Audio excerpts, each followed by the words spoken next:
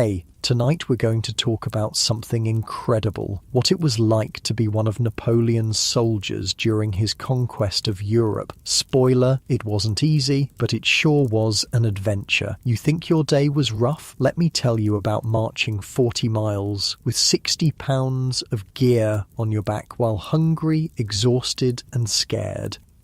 If you're enjoying these bedtime stories about weird history, I'd really appreciate a like or subscribe. I'm curious where you're listening from. Drop a comment with your location and what time it is there. Is it actually bedtime? Now, find a cozy spot, take a slow, deep breath and let your body sink into comfort as we journey back in time together.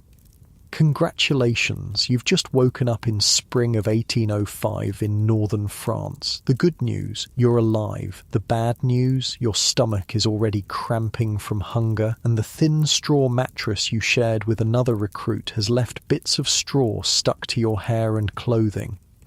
You blink away sleep, your eyes adjusting to the dim light filtering through the barracks window. The wooden planks beneath your threadbare blanket creak as you shift your weight. Around you, dozens of other young men are stirring, coughing, muttering. The air smells of sweat, unwashed bodies, and the lingering scent of last night's watery soup. Your name is Jean Dupont, you're 19 years old, and 6 months ago you were working in your father's bakery in a small village near Lille. Then the conscription notice came. Your number was drawn, and now you belong to Emperor Napoleon Bonaparte.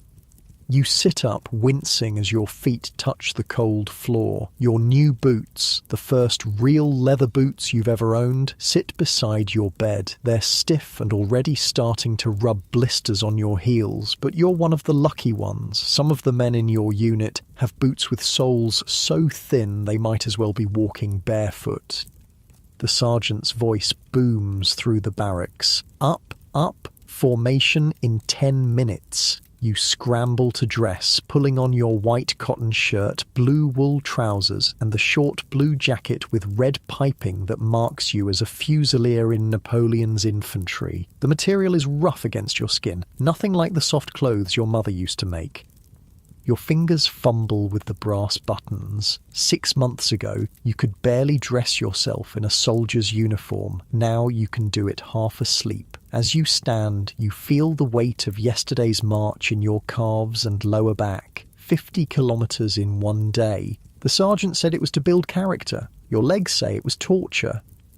You strap on your equipment belt, feeling the familiar weight settle on your hips. Attached to it is your cartridge box containing carefully wrapped paper cartridges of powder and ball for your musket, your bayonet in its sheath, and a small leather pouch containing flint, steel and tinder for making fire. Around your chest goes the white crossbelt that supports the weight of your sword. Not a fancy officer's sword, but a short, practical infantry sword called a briquet. Last comes your charcot, the tall cylindrical hat that all French infantry wear. Yours has a brass plate on the front stamped with the number of your regiment. The 45th Line Infantry. A red and white pom-pom sits atop it, a splash of colour that helps officers identify your unit in the chaos of battle. Outside, the morning air is crisp and damp. Your breath forms small clouds as you hurry to your place in the formation. The drill yard is a sea of blue coats and white crossbelts as hundreds of soldiers line up in their companies. You find your place in the third rank of your company, standing shoulder to shoulder with men you've come to know better than your own brothers. On your right is Marcel, a farmer's son from Normandy, with hands like leather and a laugh that can be heard across the barracks. On your left is Pierre, a former student who can read and write and sometimes reads letters for the men who can't. Behind you stands Henri, barely 16 but who lied about his age to join up, dreaming of glory and adventure. The regiment's eagle is brought forward, the golden bird perched atop a staff draped with coloured flags. This isn't just a standard, it's the physical embodiment of your regiment's honour, presented by the Emperor himself. Men have died protecting these eagles, and you would too if called upon. The colonel addresses the regiment, his voice carrying across the silent ranks. Men of the 45th, today we march to join the Grande Armée at Boulogne. The Emperor has plans for us. Great plans. Austria and Russia think to challenge France. We will show them the error of their ways. A cheer rises from 1,000 throats, yours among them. Despite your aching feet and empty stomach, you feel a surge of pride. You're part of something larger than yourself. The Grande Armée, the greatest fighting force the world has ever seen, led by Napoleon Bonaparte, the man who rose from nothing to become Emperor of the French. The colonel continues, we march in 1 hour, full packs, 25 leagues to cover before we rest. 25 leagues, about 75 kilometres. Your legs already protest at the thought, but you say nothing. Complaining is for civilians, not soldiers of the Emperor. Back in the barracks, you pack your haversack with your few possessions. A spare shirt, a pair of socks that your mother knitted, a wooden comb, a small tin cup, and a wooden spoon. On top goes your blanket, rolled tightly and strapped to the top of your pack. Your musket leans against your bunk, a Model 1777 flintlock, nearly as tall as you are. You check it carefully, making sure the flint is secure and the barrel is clean. This weapon will be your constant companion in the months to come, more intimate than any lover, more trusted than any friend. As you shoulder your pack and take up your musket, you realize that your entire life now fits on your back. Everything you own, you carry. It's a strange feeling, terrifying and liberating all at once. The regiment forms up on the road leading east, a long blue snake stretching into the distance. The drums begin to beat, setting the rhythm of your march. Left, right, left, right. Your feet move automatically, falling into the steady pace that you've drilled into your muscles over months of training.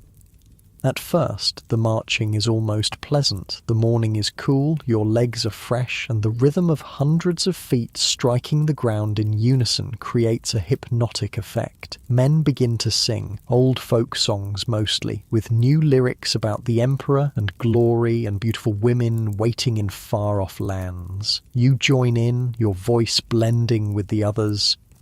As I was walking down the street, a pretty girl I chanced to meet, she smiled at me. I smiled at her, and that's how all the trouble started. The ribald chorus makes you smile despite yourself. It reminds you that you're not alone in this. Every man around you is in the same situation, far from home, marching toward an uncertain future, but doing it together. By midday, the pleasant feeling is gone. The sun beats down and sweat runs freely down your back and chest. Your pack seems to have doubled in weight, the straps cutting into your shoulders. Your musket, once an extension of your arm, now feels like a lead weight that you shift from shoulder to shoulder, seeking relief that never comes. You reach a stream and the order comes to halt for a brief rest. Men rush to fill their canteens and splash water on their faces. You do the same, the cool water a momentary blessing on your hot skin. But all too soon the drums beat again and you're back on your feet, marching ever eastward. Hours blur together. The only constants are the road beneath your feet and the pain in your legs. Your world narrows to the few feet of dusty road directly in front of you and the back of the man ahead, 1 foot in front of the other. Left, right, left, right. Don't think about the distance. Don't think about tomorrow. Just the next step and the next and the next. The sun begins to set, painting the sky in brilliant oranges and reds. Still, you march. Darkness falls, and still you march. Men stumble in the darkness, cursing as they fall. You've been marching for 14 hours straight. Finally, the order comes to make camp. You're too exhausted to feel relief. Your body moves mechanically, setting up your bivouac by the dim light of campfires that spring up along the roadside. You're assigned to a group of 6 men, and together you put up a simple tent made from your combined shelter halves, small pieces of canvas that each soldier carries. Dinner is a meagre affair. Hard bread, a strip of tough salt pork, and water from your canteen. You eat mechanically, too tired to even taste the food. Around you, men collapse onto the ground, using their packs as pillows. Some are already snoring before they've finished chewing their last bite. As you lie down, every muscle in your body screaming in protest, you stare up at the stars visible through a gap in the tent. They're the same stars that shine over your village, over your family's bakery. Your mother might be looking at them right now, wondering where you are, if you're safe. You close your eyes, feeling the hard ground beneath your thin blanket. Tomorrow you'll do it all again, and the day after that, and after that, marching ever eastward toward Austria, toward Russia, toward whatever fate the Emperor has decreed for you. This is your life now. You are a soldier in Napoleon's Grande Armée. Sleep comes quickly, a merciful darkness that engulfs you completely. As your breathing slows and your consciousness begins to drift, you feel a strange sense of belonging. For all its hardships, this is your place now. These men are your brothers. This cause is your cause. In your dreams you see the Emperor himself, small in stature but somehow larger than life, riding along the column, his famous grey coat billowing behind him. He looks directly at you, and in that moment you understand why men willingly endure such hardship for him. There's something in those eyes, a vision of a world remade, of glory and purpose that transcends the pain of the march and the terror of battle. You dream of eagles soaring above battlefields, of flags waving in victory, of returning home someday with medals on your chest and stories that will make the village children gather around in awe. The hard ground seems to soften beneath you as exhaustion pulls you deeper into sleep. The sounds of the camp, men snoring, horses nickering, sentries calling to each other, fade into a gentle backdrop that cradles you like a lullaby. Tomorrow will bring more marching, more hunger, more pain. But tonight, under the vast canopy of stars, you rest like the dead, your body surrendering completely to the sweet oblivion of sleep. Your last conscious thought is wondering what adventures await you in the Emperor's service. Little do you know that you're about to become part of one of the greatest military campaigns in history, that your feet will carry you across Europe, that you'll witness both the height of glory and the depths of despair. But that's a story for another night. For now, you sleep the deep, dreamless sleep of the utterly exhausted soldier, your body recovering for the trials to come. The cold seeps through your threadbare blanket as dawn breaks over the hills of Moravia. Your breath forms small clouds that hang in the December air. It's been 4 months since you left France, 4 months of endless marching across Europe. Your boots, once stiff and new, are now worn and moulded to your feet like a second skin. Your uniform, once bright and crisp, is now faded and patched in several places. You're not in France anymore. You're near a place called Austerlitz, in what they tell you is the Austrian Empire. The date is December 1st, 1805, and tomorrow you'll fight in your first major battle. Marcel nudges you with his elbow as you both huddle around a small fire. They say the Russians have joined with the Austrians. 2 emperors against our one, he mutters, his normally cheerful face solemn in the flickering light. Our one is worth both of theirs, replies Pierre from across the flames, his breath visible in the cold air. Napoleon hasn't lost a battle yet. You nod, wanting to believe him. Over the past months, you've heard stories of Napoleon's previous victories. Marengo, Ulm, dozens of others.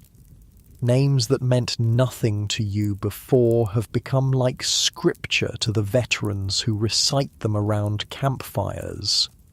The temperature drops as night deepens. You pull your greatcoat tighter around your shoulders, grateful for its heavy wool despite the lice that have made it their home. In the distance, you can see the enemy campfires dotting the Pratzen Heights, hundreds of them, each representing dozens of Russian and Austrian soldiers. There must be thousands of them up there. The thought makes your stomach clench with fear. An officer passes by, his face haggard with exhaustion, but his eyes alert. Small fires only, men. Keep them low. We want the enemy to think we're weak and frightened. Aren't we? Whispers Henri, the young boy soldier, his face pale in the dim light. We're the Grande Armée, you find yourself saying, with more confidence than you feel. We don't get frightened. But that's a lie. You're terrified. Tomorrow you might die, or worse, be maimed for life. You've seen the veterans, missing arms and legs, begging on the streets back home. You've heard the screams of men in the field hospitals as surgeons work without anesthesia. Sleep comes in fits and starts, your dreams filled with the faces of your family back home, your mother kneading bread, your father stoking the bakery oven, your little sister chasing chickens in the yard. Will you ever see them again?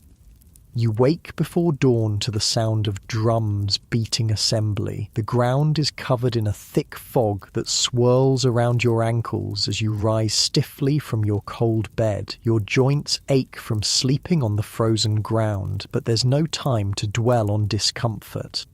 All around you, the camp is coming alive. Men checking their muskets, fixing bayonets, filling canteens from water barrels, sergeants shouting orders, officers consulting maps by lantern light. The air smells of wood smoke, gunpowder, and fear. Your company forms up in the pre-dawn darkness. The colonel rides along the line, his horse's breath steaming in the cold air. Men of the 45th, he calls, his voice carrying in the still morning. Today we fight for France, for the Emperor, for glory. The enemy thinks us weak. They think us retreating. Let them think so until we strike. The Emperor himself has a plan. Trust in him. Follow your orders, and victory will be ours. A cheer rises from the ranks, and you find yourself joining in despite the fear that churns in your gut. There's something infectious about the confidence of the veterans around you, men who have fought and survived a dozen battles.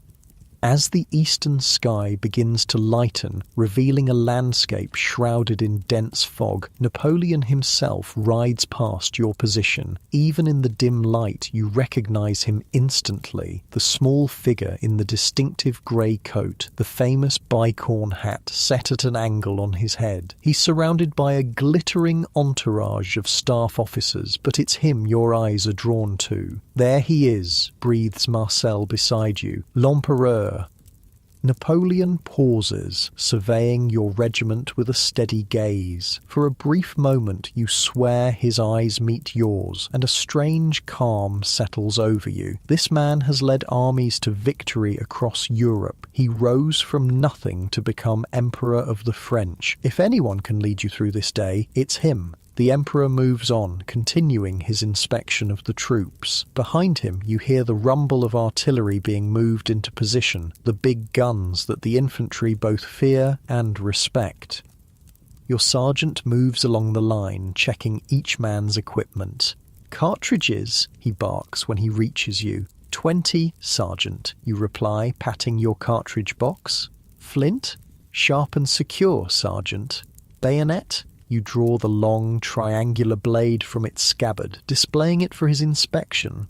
"Good," he grunts, moving to the next man. "Remember your training. Load, aim, fire. Keep your powder dry. Stay in line. Watch your flanks."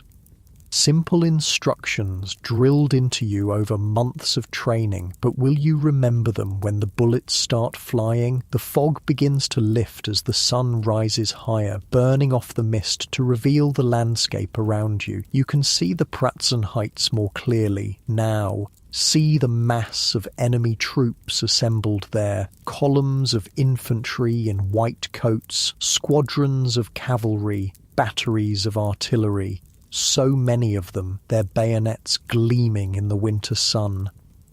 Your mouth goes dry at the sight. How can you possibly prevail against such numbers? But something strange is happening. Instead of advancing towards you, the enemy seems to be moving away, shifting their forces to your right flank. They think Napoleon's army is retreating, that you're weak and demoralized after weeks of falling back before them. They don't know that this is exactly what the Emperor wants them to think. The order comes to advance. Your regiment moves forward in column, thousands of boots striking the frozen ground in unison. The sound is like distant thunder, a physical thing you can feel in your chest. Drums beat the cadence, steady, relentless. As you march, you steal glances at the men around you. Marcel's face is set in grim determination. Pierre keeps muttering what sounds like a prayer under his breath. Henri looks like he might be sick at any moment. You wonder what your own face reveals. The column halts near the foot of the Pratzen Heights. Through gaps in the units ahead, you can see French forces engaging the enemy on the right flank, drawing more and more of the Russian and Austrian troops away from the centre. Hours pass in tense waiting. The sound of distant gunfire ebbs and flows. Occasionally, a courier gallops past, carrying messages between commanders. The sun climbs higher, burning away the last of the morning fog to reveal a clear blue sky, what will later be called the sun of Austerlitz. Then, suddenly, the order comes. Forward to the heights. Your regiment surges forward, part of a massive French assault on the now weakened centre of the enemy line. The ground slopes upward, and your legs burn with the effort of climbing while carrying your equipment, but fear and excitement lend you strength you didn't know you had. As you near the crest of the heights, the first Russian volley tears through your ranks. Men fall around you, some screaming, some eerily silent. The smell of blood mingles with the acrid stench of gunpowder. "Close ranks," shouts your lieutenant, his sword raised high. Forward, you step over the body of a fallen comrade, forcing yourself not to look at his face. There's no time for grief now, no time for anything but survival. "Battalion, halt," the command rings out. "Make ready." Your hands move automatically, performing the drill you've practiced hundreds of times. You pull a paper cartridge from your box, tear it open with your teeth, the taste of gunpowder bitter on your tongue. You prime the pan of your flintlock, pour the rest down the barrel, and ram the ball home with your ramrod. Take aim. You raise your musket, bracing it against your shoulder, sighting along the barrel at the mass of white-coated Russians 100 paces ahead. Your heart hammers in your chest. Your mouth is dry as dust. Fire. You pull the trigger. The flint strikes, sparks ignite the priming powder, and your musket roars and kicks against your shoulder. Through the cloud of smoke that instantly envelops you, you can't see if your shot found its mark. There's no time to wonder. Already, you're reaching for another cartridge, beginning the loading process again. Around you, your comrades are doing the same, creating a continuous rolling fire that cuts down rank after rank of the enemy. But the Russians aren't retreating. They're advancing, their own muskets blazing, their artillery sending round shot bouncing through your formation, smashing men to bloody ruin.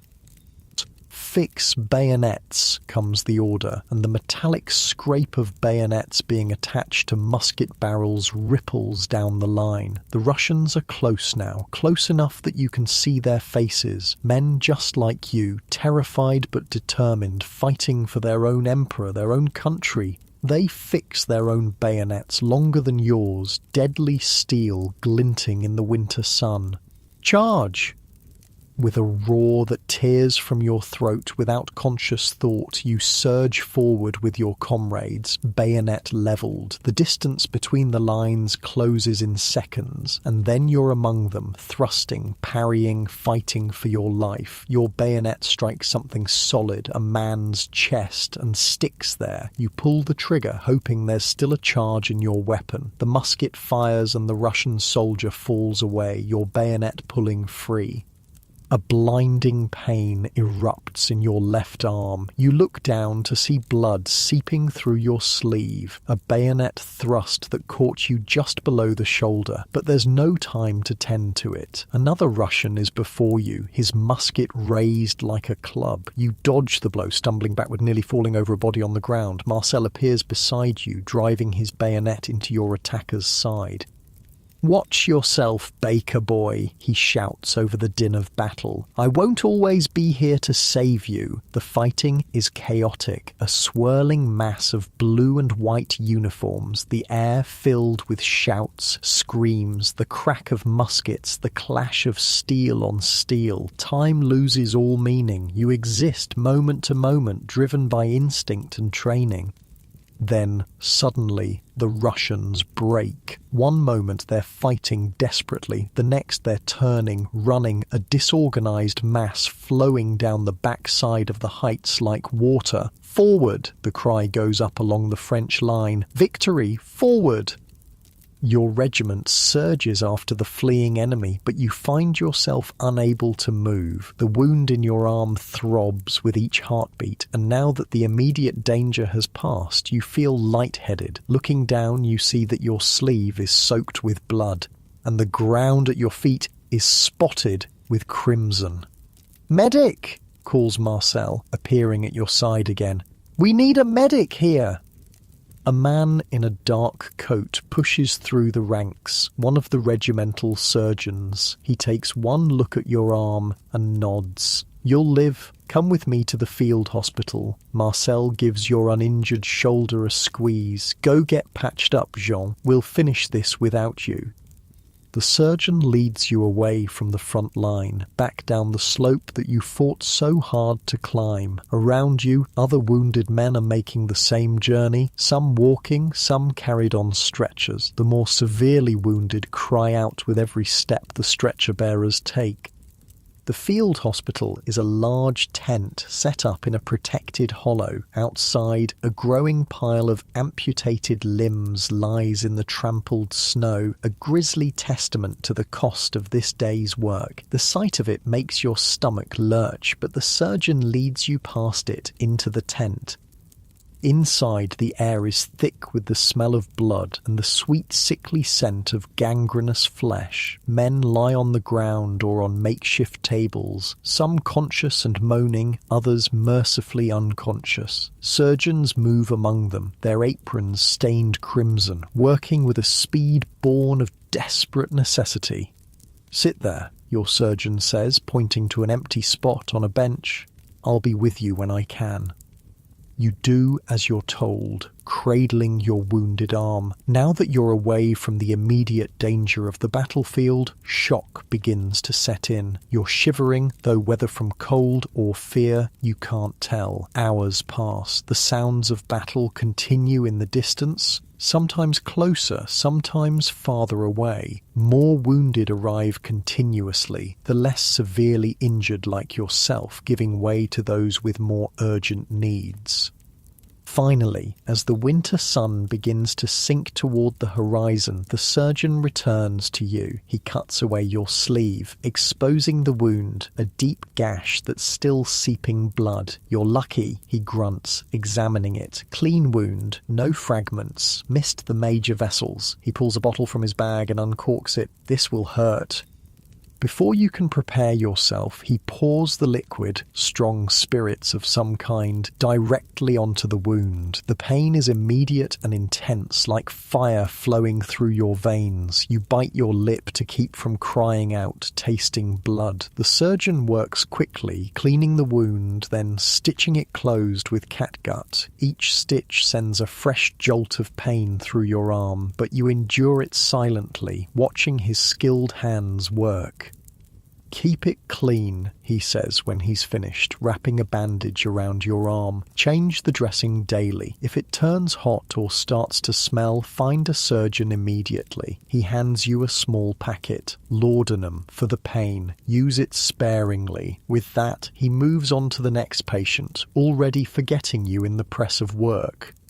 Outside the tent, the light is fading. The sounds of battle have diminished to sporadic gunfire and the distant boom of cannon. You make your way back toward your regiment's position, your arm throbbing with each step. You find them bivouacked near the crest of the Pratzen heights. Fires burning brightly now that there's no need for concealment. Men greet you with tired smiles and nods as you make your way to your company. Marcel spots you first. "Jean, you're alive." He embraces you carefully, mindful of your wounded arm. "And just in time for the celebration. We've won a great victory." "The Russians?" you ask, easing yourself down beside the fire. "Fleeing in disorder," says Pierre, handing you a tin cup filled with wine. "The Austrians too. The Emperor himself led the Imperial Guard in the final attack. You should have seen it, Jean. The most glorious thing I've ever witnessed." You sip the wine, feeling its warmth spread through your chest. "What about Henri?" A shadow crosses Marcel's face. "Took a Russian bayonet in the chest. He's with the surgeons now. They don't know if he'll make it through the night." The news sobers you. Henri, so young, so full of dreams of glory, now fighting for his life in that terrible tent of blood and pain. "And you?" you ask Marcel. "You're unhurt?" He grins, though the expression doesn't reach his eyes. "Not a scratch. The devil looks after his own," my mother always said. As night falls completely, an order passes through the camp. The Emperor wishes to walk among his troops. Men who moments before were collapsing with exhaustion now straighten their uniforms, brush the dirt from their coats as best they can. Napoleon appears like a ghost out of the darkness, still in his grey coat, though now it's spattered with mud and what might be blood. He moves from fire to fire, speaking briefly with the men, congratulating them on their victory. When he reaches your fire, you struggle to your feet along with the others, standing at attention despite the pain in your arm. "At ease, my children," Napoleon says, his voice surprisingly gentle. "You've earned your rest today." His eyes scan your faces, lingering on your bandaged arm. "Wounded, Sergeant?" It takes you a moment to realize he's addressing you. "Private, sire. Jean Dupont, 45th line." "And how do you fare, Private Dupont?" "It's nothing, sire," you hear yourself say. "I'll be back in the ranks tomorrow." A ghost of a smile crosses Napoleon's face. "Good man, France needs soldiers like you." He turns to address all of you. "Today you've won a victory that will echo through history, the Battle of Austerlitz. Remember this day, my children. Tell your grandchildren that you were here, that you fought for France and for me."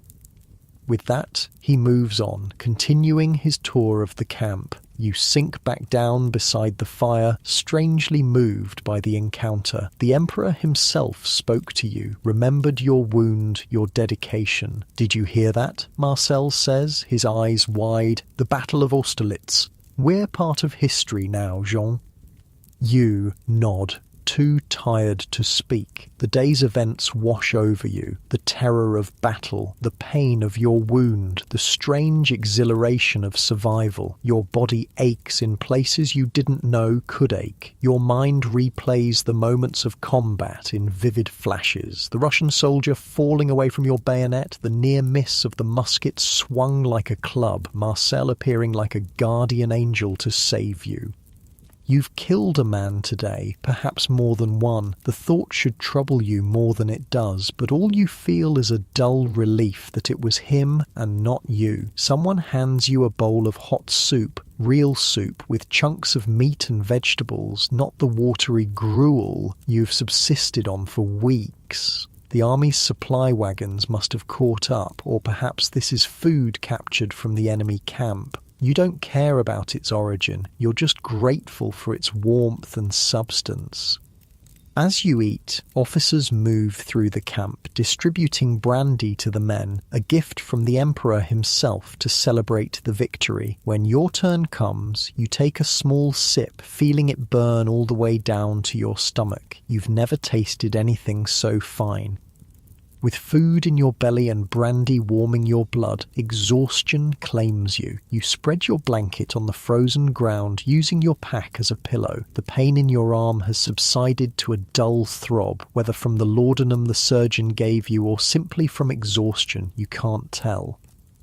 Around you, men are already sleeping, their snores rising into the night air like a strange chorus. Above, the stars shine with a cold brilliance, indifferent to the thousands of lives lost and changed on the fields below. You've survived your first battle. You've seen men die, felt the sting of enemy steel, heard the Emperor himself praise your courage. You're no longer just a baker's son from Lille. You're a soldier of the Grande Armée, a veteran of Austerlitz.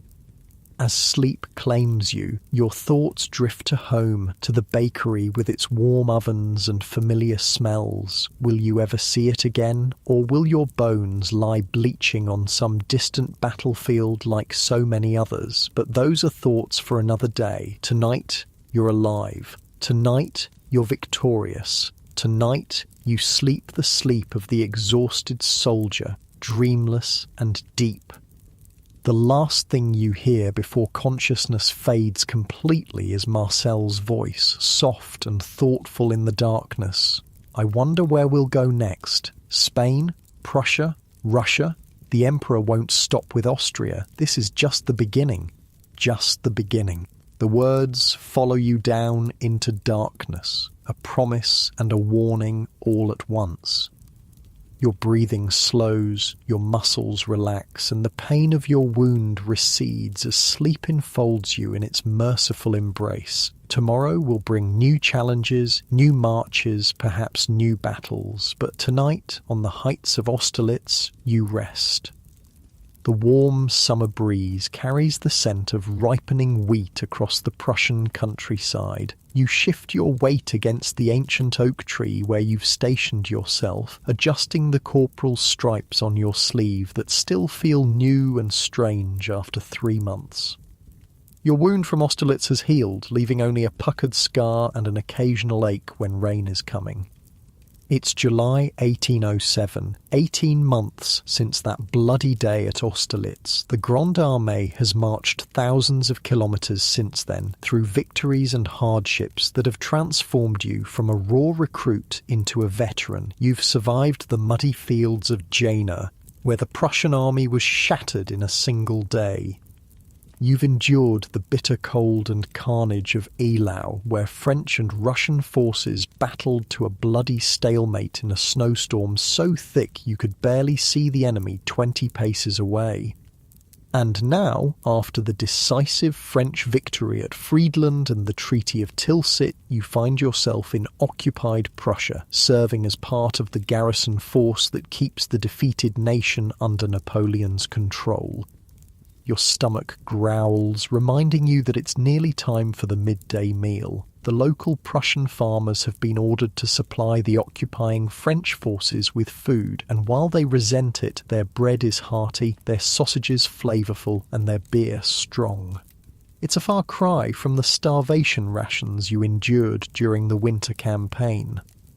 From your position on the low hill, you can see the small farming village where your company is billeted. Smoke rises from chimneys as the village women prepare meals, some for their families, some for the French soldiers quartered in their homes and barns. Your squad is housed in the upper floor of a grain mill at the edge of the village, the wooden building offering more privacy and comfort than you've known in months of campaign tents and open-air bivouacs.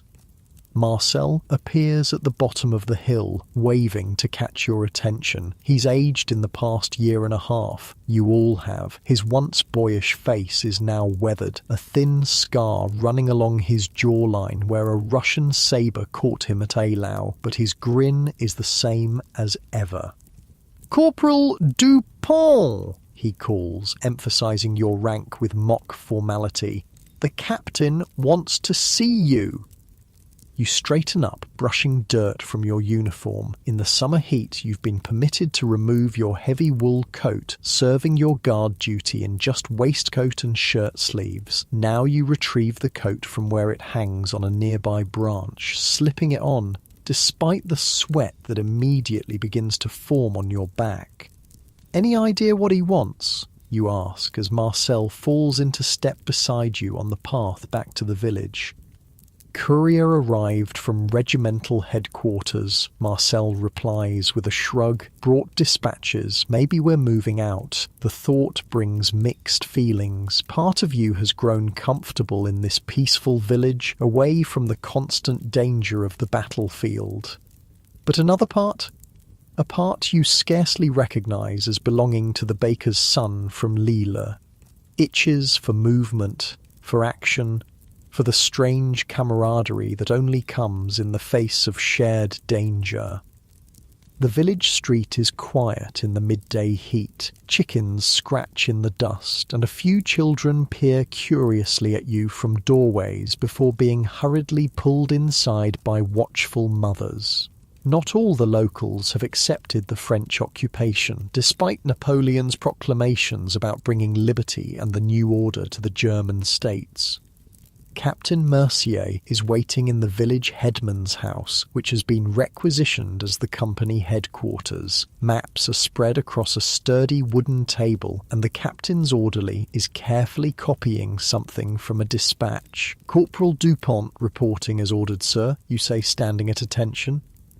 Mercier looks up, his weathered face creased in what might be the beginning of a smile. He's a career soldier who rose from the ranks, respected by the men for his fairness and his coolness under fire. "At ease, Corporal. 2 pieces of news for you. First, your squad is being sent to escort a supply convoy from Königsberg. You'll leave at first light tomorrow." You nod, feeling a small thrill of responsibility. It's your first independent command since your promotion.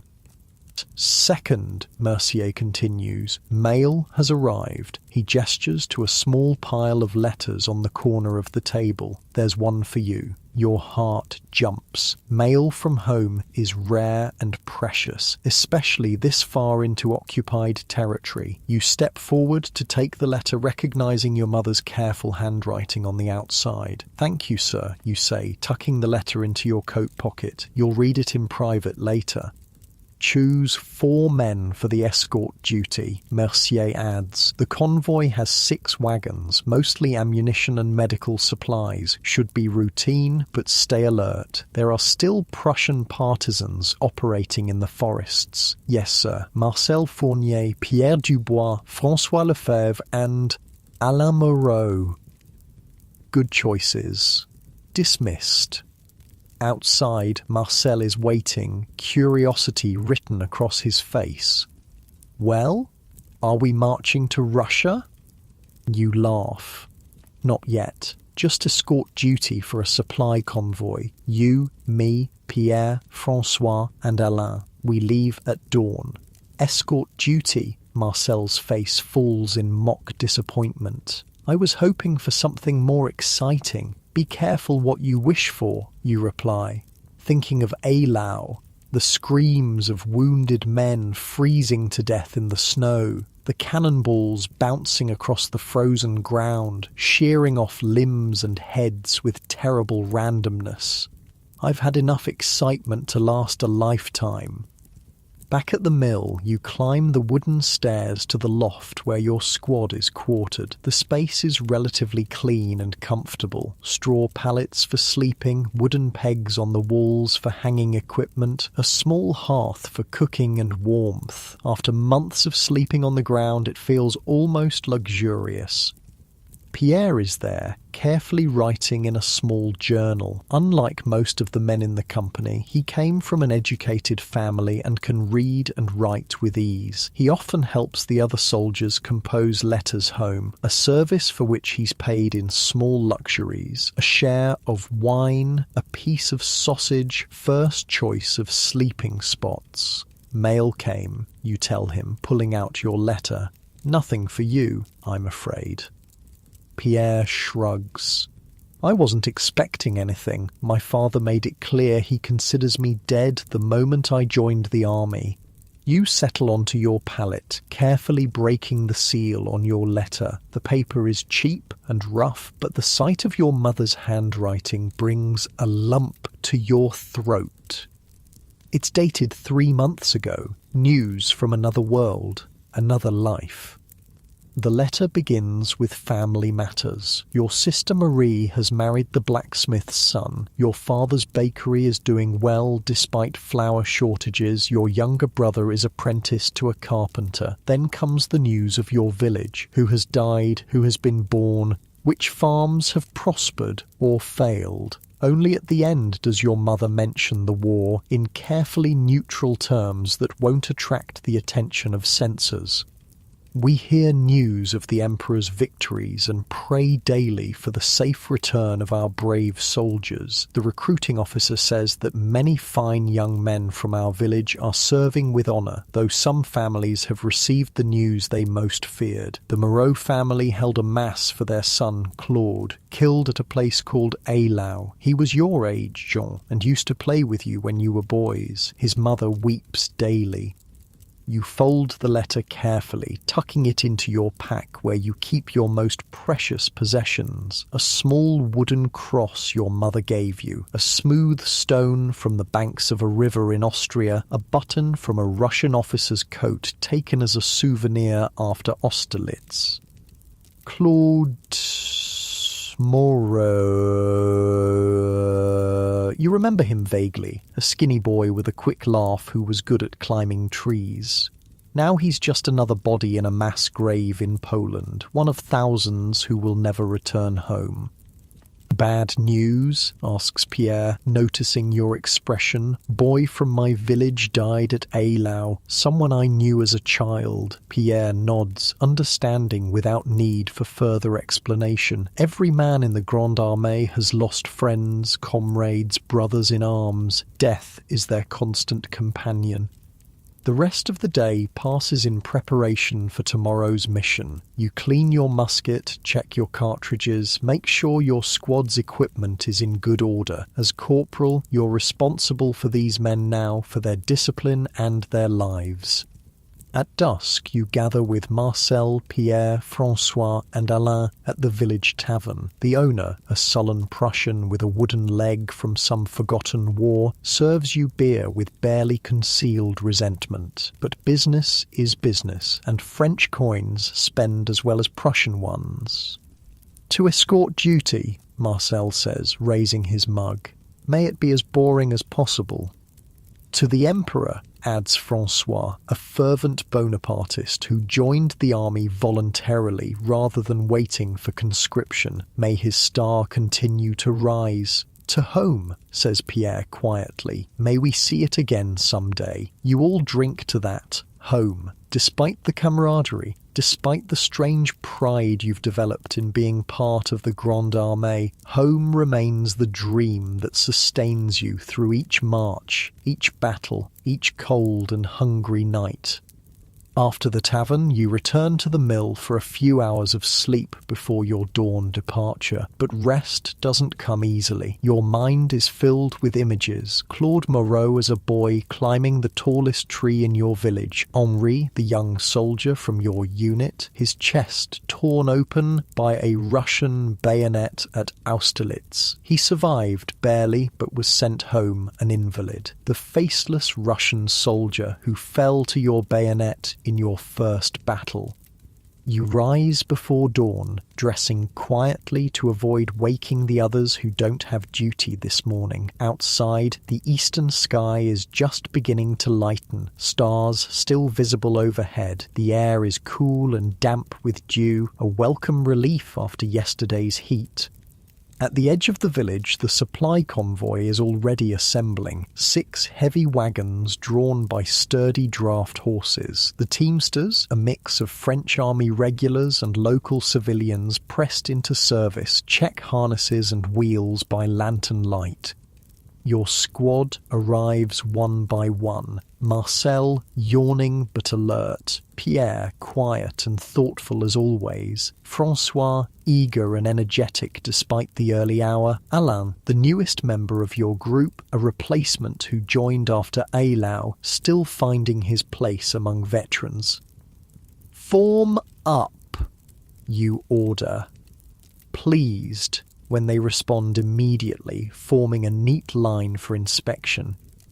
Check your equipment. 20 cartridges each, flints sharp, bayonets secure. This should be routine, but stay alert. Questions? There are none. These men know their duty, know what's expected of them. The convoy sets out as the sun crests the horizon, bathing the countryside in golden light. You position your men strategically, Marcel and yourself at the front, Pierre and Francois on the flanks, Alain bringing up the rear. From these positions you can observe the surrounding terrain and respond quickly to any threat. The road winds through fields of wheat and rye, occasionally passing through patches of dense forest. It's in these wooded areas that you feel most vulnerable, your senses heightened for any sign of ambush. But the morning passes uneventfully. By midday, you've covered about 15 kilometers, making good time on the well-maintained Prussian roads. You call a brief halt by a stream to water the horses and allow the men a few minutes to rest and eat the bread and sausage you brought from the village. As the teamsters tend to their horses, you wade into the stream, splashing cool water on your face and neck. The summer heat has returned in force, and your uniform is already damp with sweat. You fill your canteen, then move back to a shady spot where Marcel is sitting, chewing thoughtfully on a piece of dark bread. "Easy duty so far," he comments as you join him. "Don't jinx it," you reply, only half joking. Soldiers are a superstitious lot, and Marcel's casual confidence makes you uneasy.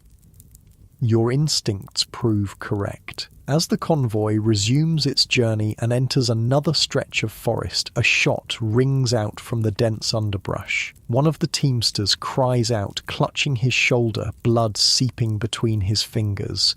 "Ambush! Take cover!" you shout, diving for the shelter of the wagon. More shots follow, the distinctive crack of hunting rifles rather than military muskets. Prussian partisans then, not deserters or regular troops.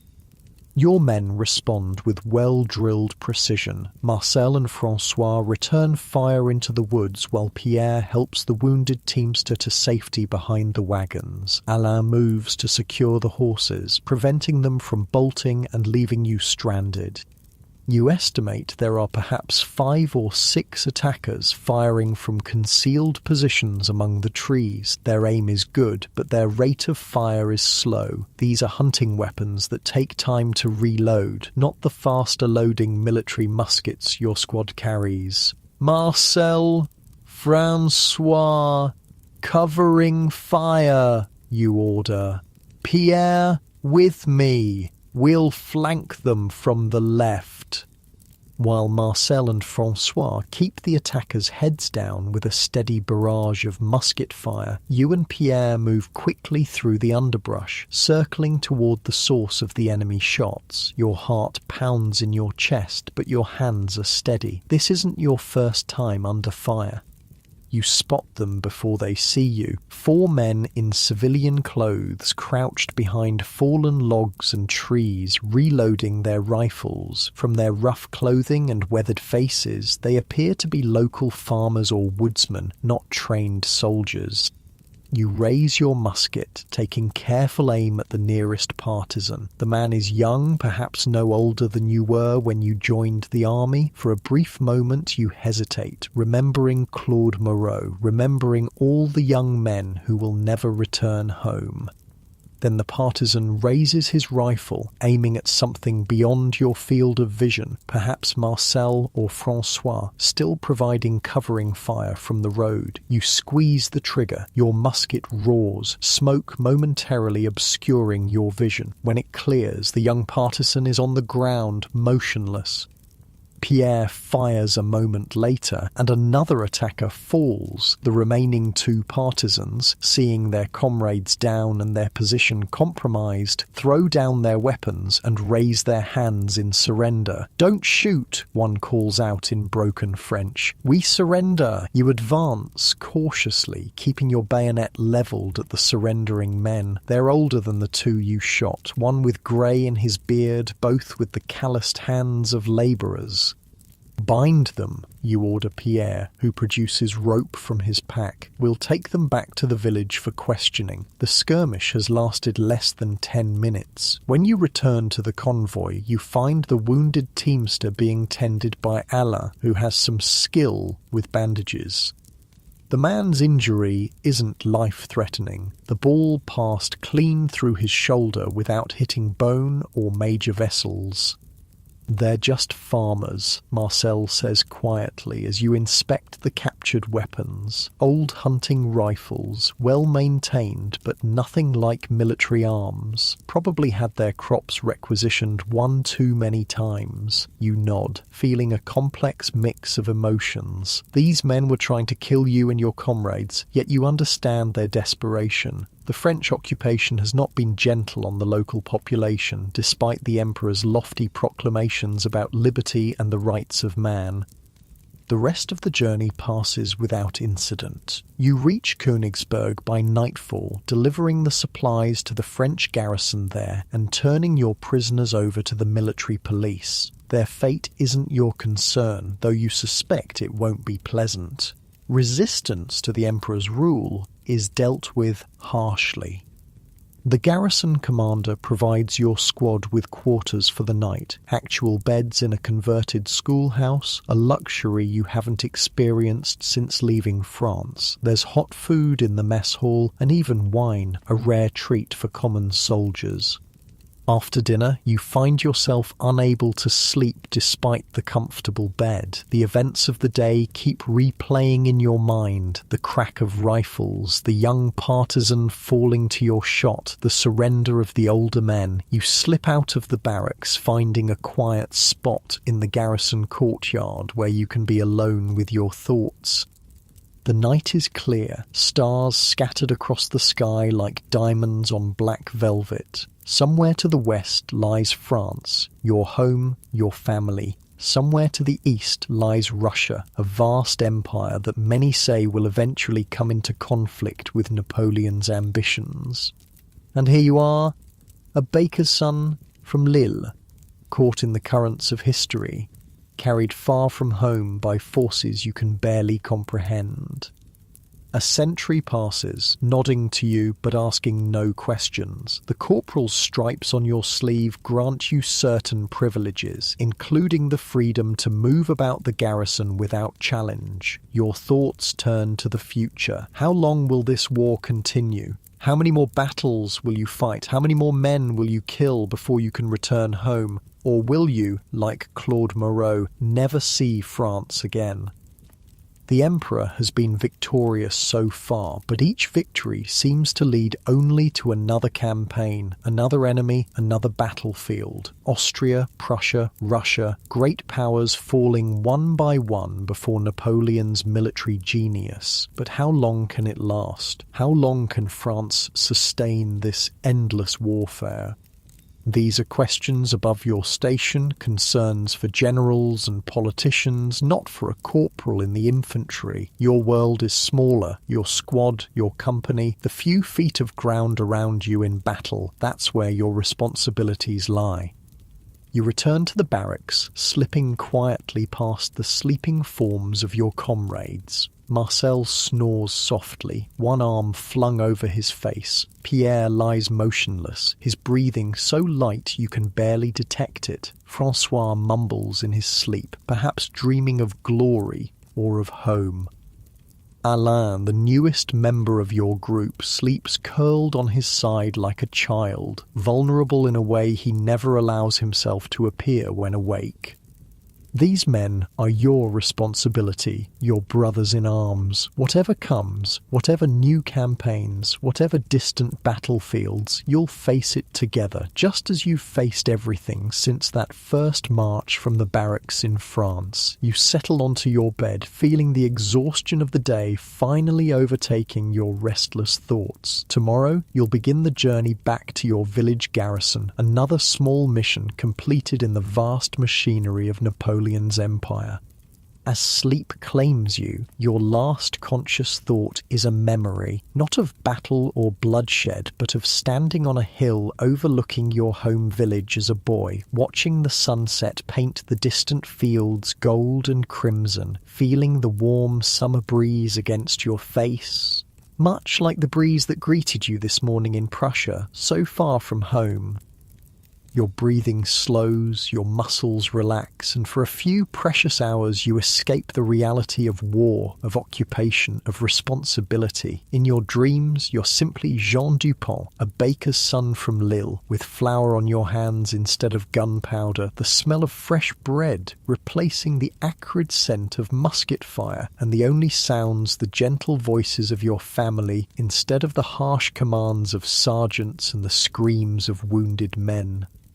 Sleep deep, soldier. Tomorrow brings another day, another duty, another step in the long journey of Napoleon's Grand Armée. The cold is your enemy now, not the Russians, though they harry your flanks day and night, not hunger, though your stomach has forgotten what fullness feels like.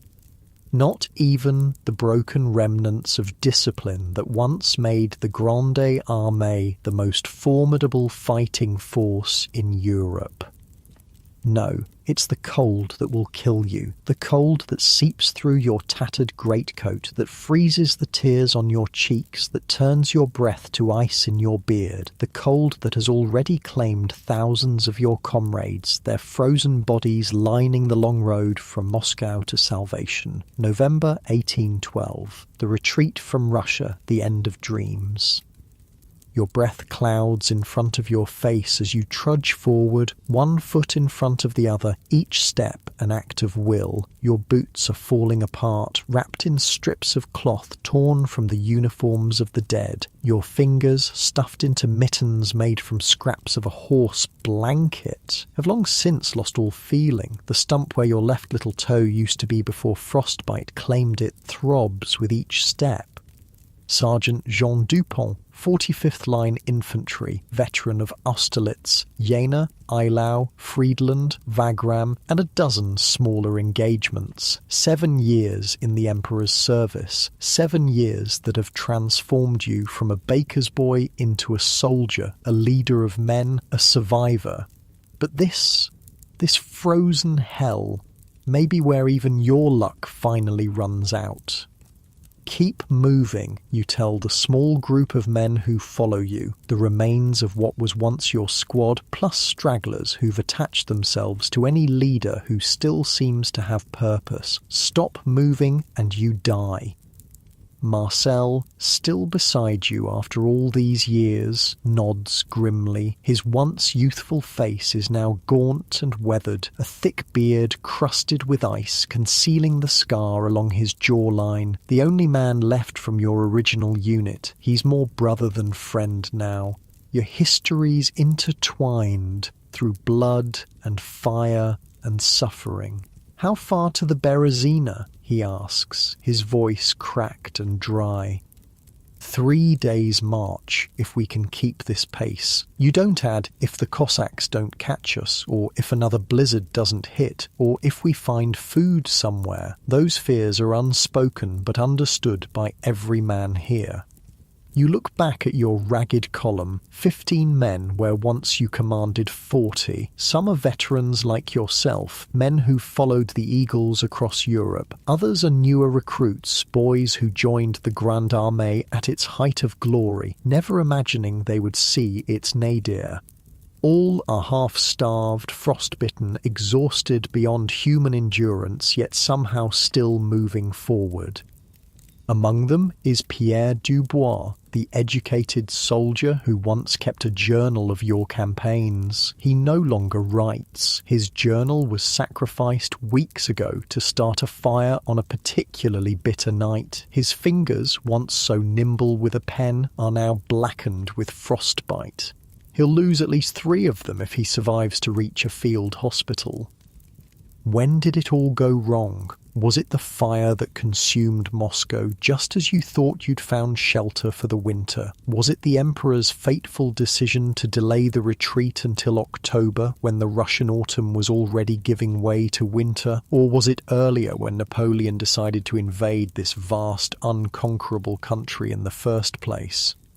It doesn't matter now. All that matters is survival, putting one foot in front of the other, staying ahead of the Cossacks, finding food where you can, and keeping warm enough to see another dawn. The column trudges forward along a road that's more a trail of corpses than a proper highway. The dead lie where they fell, some still clutching meagre possessions they couldn't bring themselves to abandon. A cooking pot, a family portrait, a tattered regimental flag. You step around them, not out of respect, but because experience has taught you that frozen bodies make treacherous footing. Your thoughts drift to warmer days, to that summer morning in Prussia 5 years ago when your greatest concern was escorting a supply convoy. How simple it all seems in retrospect. How unimaginably luxurious a cry from the rear of your column snaps you back to the present. Turning, you see one of the younger soldiers, a boy named Etienne, barely 17 years old, has collapsed in the snow.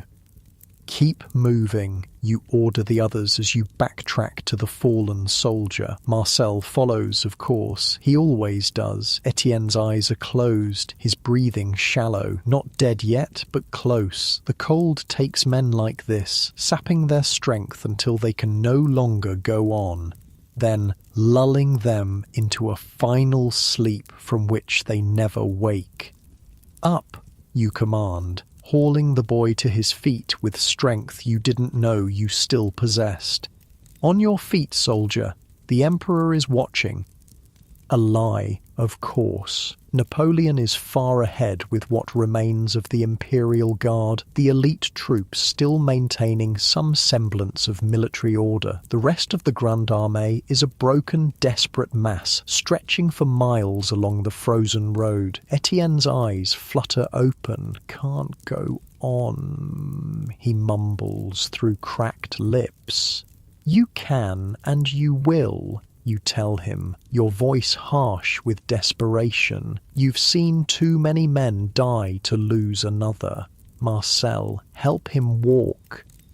Marcel takes one of the boy's arms while you take the other. Together, you half drag, half carry him forward, rejoining the shambling column. We need food, Marcel says quietly, so the others won't hear. Real food, not horse meat, and shelter. We won't last another night in the open, not with a storm coming. You glance at the sky. The clouds are gathering to the north, dark and ominous. Another blizzard, another test of endurance. There's a village marked on the map, about 5 kilometers ahead, you reply. If it hasn't been picked clean already, the unspoken hangs between you. Every village, every farm, every potential source of food or shelter along the retreat route has been stripped bare by the desperate army. Some have been burned to the ground, either by retreating French troops or by Russians denying the invaders any comfort. Still, it's the only hope you have, the only hope any of you have.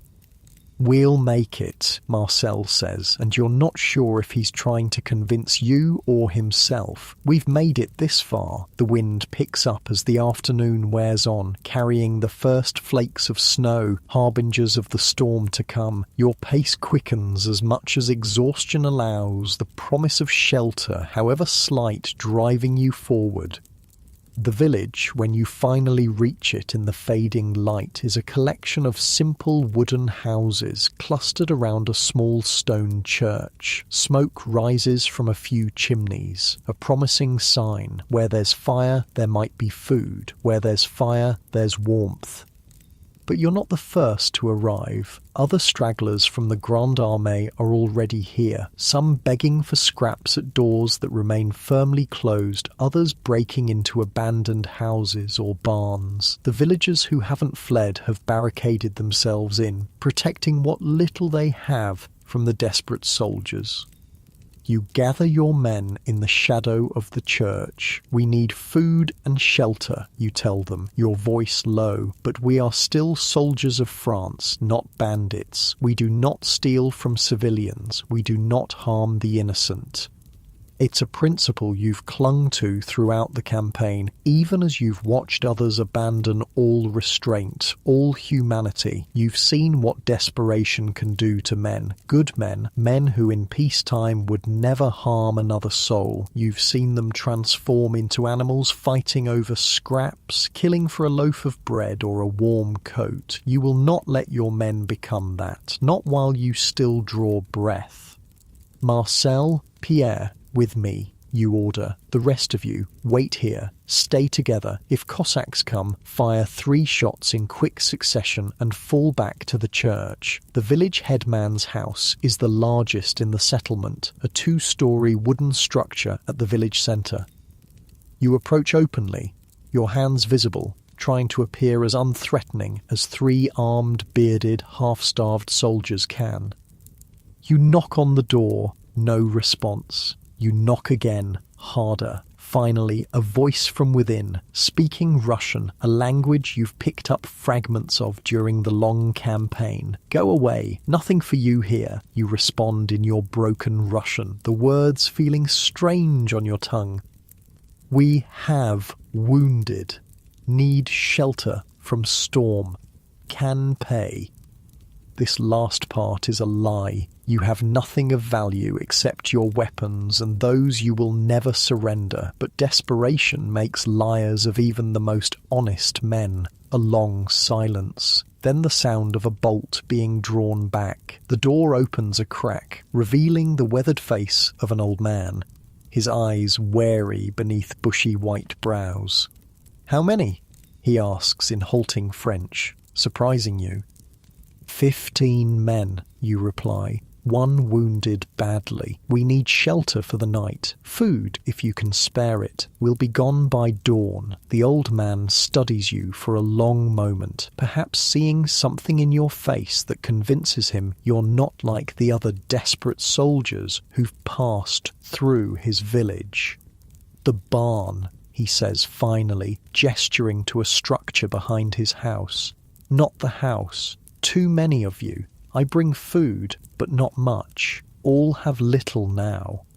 "Thank you," you say, the words inadequate for the gift he's offering, the gift of survival, at least for another night. The barn is cold but dry, the straw on the floor providing better bedding than you've had in weeks. Your men settle in, grateful for the shelter as the wind outside rises to a howl, driving snow against the wooden walls. True to his word, the old Russian brings food, a pot of thin cabbage soup, a few loaves of black bread, and, miracle of miracles, a small cask of vodka. Not enough to satisfy 15 starving men, but enough to keep death at bay for another day. As night falls, you organise your men into watches. Cossacks have been known to attack even in blizzards, materialising out of the swirling snow like demons to cut down stragglers and isolated groups. During the first watch, you sit by the barn door, your musket across your knees. It's one of the few weapons in your group that still functions reliably, kept meticulously clean despite the harsh conditions. Many of the men have discarded their muskets, the weight too much to bear in their weakened state. Some have fashioned crude spears from bayonets tied to sticks, lighter than muskets but still offering some protection against the marauding Cossack cavalry. Marcel joins you, sharing the watch though you didn't ask him to. He sips from a small cup of vodka, the spirit bringing a hint of colour back to his gaunt cheeks. "Do you think we'll make it home?" he asks quietly, his eyes fixed on the barn door as if he can see through it, to France, to safety, to peace. You consider lying, offering false hope as you have so many times during this nightmare retreat. But this is Marcel, your brother in all but blood. He deserves the truth.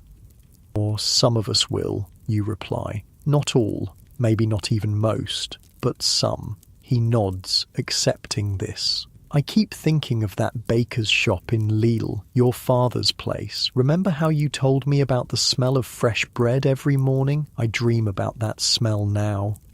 You do remember. It seems like another lifetime, another world, warm and safe and filled with simple pleasures that you took for granted. The crisp crust of a freshly baked baguette, the weight of dough in your hands, the heat of the ovens on a winter morning.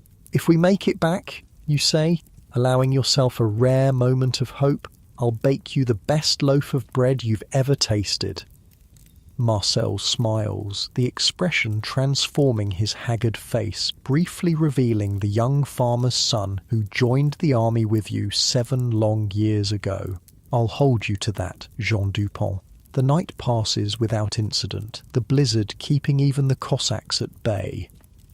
By morning, the storm has passed, leaving a world transformed. Drifts of fresh snow covering the bodies along the road, smoothing the rough edges of reality, creating an illusion of peace that you know won't last.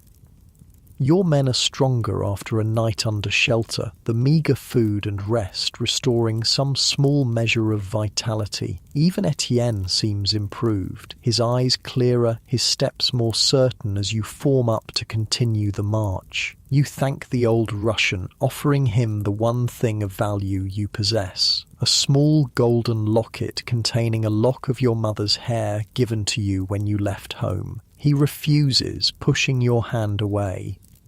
Keep, he says in his broken French, for mother. Go home to her. You wonder if he had sons in the Russian army, if they're among the thousands who fell at Borodino or Smolensk or any of the other bloody engagements of this doomed campaign. Or perhaps they're pursuing the remnants of the Grande Armée right now, seeking vengeance for their ravaged homeland. The road ahead stretches endlessly, a white ribbon through a frozen landscape. Somewhere along it lies the Berezina River, which you must cross to reach relative safety. Beyond that, Poland, Prussia, and eventually France, home. But first, the Berezina. The word itself has taken on an ominous weight, whispered by soldiers like a prayer or a curse. Reports have reached you of Russian armies converging on the river crossings, seeking to trap the retreating French forces. If they succeed, if the bridges are destroyed or never built, the remains of the Grande Armée will be annihilated. You push these thoughts aside, focusing on the immediate task. Keeping your men moving, keeping them alive for another day, another hour. The column reshapes itself on the road, 15 men in ragged blue coats, some limping, some coughing, all moving with the same dogged determination. You take your place at the front, setting the pace, watching for danger, making decisions that might mean life or death for those who follow you. By midday, you encounter more stragglers, soldiers separated from their units, civilians who had followed the army as sutlers or camp followers, even a few women, wives of officers who had accompanied their husbands on what was to be a triumphant campaign. Some join your column, swelling your numbers to nearly 30. Others continue alone or in smaller groups, too mistrustful or too far gone to accept leadership. The snow crunches beneath your feet as you march, the only sound besides laboured breathing and occasional coughing. No one has the strength for singing now. No one tells stories of past glories or dreams of future victories. Survival has narrowed the world to the simplest of equations. Move or die, eat or die, stay warm or die. Late in the afternoon, a new sound breaks the stillness, the distant crack of muskets, followed by the deeper boom of cannon. Battle, not close, but not far enough away for comfort. Rear guard action, Pierre suggests, his voice hoarse from the cold, buying time for the river crossing. You nod, adjusting your course slightly to give the fighting a wider berth. Your small band is in no condition to join a battle, and your responsibility is to these men, not to some abstract notion of glory or duty. The gunfire continues, sometimes intensifying, sometimes fading, a deadly counterpoint to your march. As dusk approaches, you're forced to make camp in the open, there being no village or farm in sight. The night promises to be brutal, the temperature already falling rapidly as the sun sinks toward the horizon. Your men gather what fuel they can find, broken wagon parts, branches from stunted trees, even strips of leather cut from abandoned equipment. A fire is life out here, the difference between waking to see another dawn or becoming another frozen corpse along the retreat route. As darkness falls, you organize the distribution of the last food from the village. Small pieces of black bread, carefully rationed. No one complains about the portions, though they're barely enough to take the edge off hunger. Complaints are for those with energy to spare, and none of you have that luxury. The fire casts flickering shadows across gaunt faces as your men huddle around it, seeking what warmth they can. You move among them, checking for signs of severe frostbite, offering what small comfort your presence can provide. A sergeant's duties don't end because an army is in retreat. You find Marcel sitting slightly apart from the others, his face troubled in the firelight. You join him, your shoulder pressing against his, sharing body heat. What is it, you ask, though there are 1,000 possible answers, none of them good. He stares into the darkness beyond the fire's light. I saw General Legrand today, moving toward the sound of the guns with what's left of his division. Do you remember what he told us after Austerlitz? You've won a victory that will echo through history. You do remember. You remember the pride in the general's voice, the certainty that you were part of something magnificent, something that would outlive you all. And now, Marcel continues, his voice barely audible above the wind. What will history say of this? Of us? It's a question that has no good answer, no comfort to offer. What will history say of the Grande Armée, frozen and starving, retreating through the Russian winter? What will it say of Napoleon, whose ambition led 500,000 men to their deaths? History will say we endured, you reply finally, that we faced what no army should have to face, and some of us survived to tell the tale. Whether this is true or merely what you need to believe to continue, you're not sure. But Marcel seems to take some solace in it, nodding slowly. We endured, he repeats, as if testing the words. Yes, not a glorious epitaph, but an honest one. The night deepens, the cold intensifying until it seems to have weight, pressing down on you, seeking entry through every gap in your clothing, every exposed patch of skin. Men take turns at the fire, rotating so that all have a chance to warm themselves at least briefly. You don't sleep. You can't. The cold is too fierce, the danger too present. Instead, you drift in a state between waking and dreaming, memories mingling with the harsh reality around you.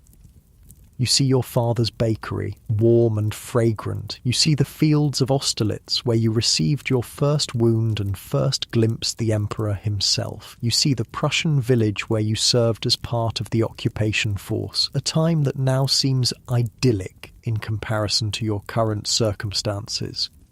And you see faces, those still with you and those lost along the way. Henri, the boy soldier who took a Russian bayonet at Austerlitz but survived, sent home an invalid. Claude Moreau from your village, killed at Eylau. The nameless Russian partisan you shot during the supply convoy ambush in Prussia. The countless others who fell in battles across Europe, their names and faces blurring together in a collage of loss.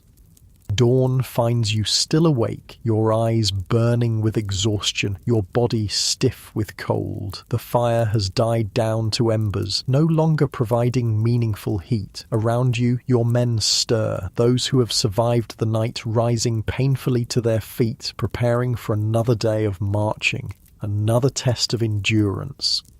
3 did not survive. An older soldier from another regiment who joined you yesterday, a young drummer boy whose hands and feet were already black with frostbite when you found him, and one of your own, François Lefebvre, the fervent Bonapartist who once toasted the emperor in a Prussian tavern. Their bodies are already frozen solid, their eyes staring sightlessly at the pale morning sky. There is no time for proper burial, not even for François, who marched beside you for years. The best you can do is close his eyes and cover his face with a scrap of cloth torn from his own coat. The ground is too hard for digging, and you lack the strength for it anyway. Like so many others, he will remain where he fell, a marker along the road of retreat. The column reforms, diminished again, and continues its inexorable march toward the Berezina. The sound of gunfire is more distant now, but smoke rises on the horizon. Buildings burning, bridges destroyed, the evidence of war written across the winter landscape. By midday, you begin to encounter more troops, organised units rather than stragglers, moving with purpose rather than simply fleeing. The remnants of the Grande Armée are converging on the river crossing, hope and desperation driving them forward. A mounted officer, his uniform still relatively intact, his horse thin but alive, rides past your column, then circles back when he notices your sergeant's stripes and your small but organised band. "Sergeant, what unit?" he calls, reining in beside you. "45th Line Infantry, sir," you reply, straightening as much as your exhausted body allows, old habits of military discipline asserting themselves despite everything, or what's left of it. The officer, a captain by his insignia, nods grimly. The 45th was nearly wiped out, covering the retreat from Krasnoy. Good men. He gestures ahead. The Emperor is directing the construction of bridges at Studenka, about 10 kilometers ahead. The Russians think we're crossing downriver at Borisov, but they'll figure it out soon enough. Every able body is needed for the work, or to hold off the enemy until the crossing is complete. "We'll do our part, sir," you assure him, though looking at your men, you wonder how much they have left to give. They're infantry, trained to fight, but in their current state, they would be cut down like wheat before a scythe if sent against fresh Russian troops. The captain seems to read your thoughts. "Your men look done in, Sergeant. Report to General Eblé at the crossing. He's in charge of the bridge construction. Engineers and artillerymen are doing most of the work, but they need protection and support. Your men can manage that much, I think." "Yes, sir. Thank you, sir." He nods, then spurs his horse, continuing his circuit of the straggling columns. "Bridge construction," Marcel says when the captain is out of earshot. "That means wading into freezing water. Men are already dying by the hundreds trying to build those bridges. Better than facing the Cossacks with no ammunition and no strength," you reply, though you know he's right. The work will be brutal, possibly fatal, but what choice do you have? What choice does anyone have?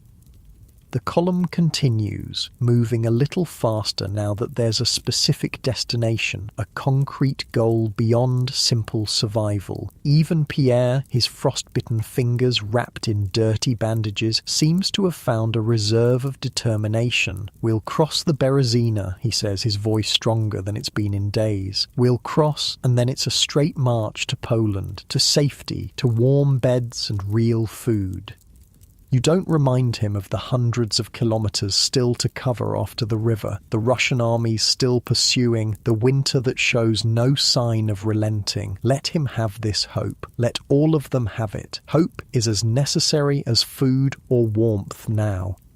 As the day wears on, the character of the retreat changes. What was a scattered, disorganised flight becomes more structured, more military. Officers appear, giving orders, directing traffic, organising the masses of men and equipment converging on the river crossing.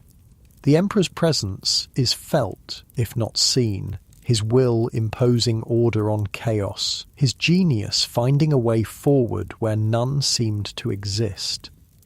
By late afternoon you can hear the Berezina, not the sound of water, for the river is mostly frozen, but the sounds of men working, shouting, dying, the crash of axes on wood, the splashing as men wade into the freezing current, the cries of pain as frostbite claims fingers and toes, the crack of muskets as skirmishers hold off Russian probing attacks.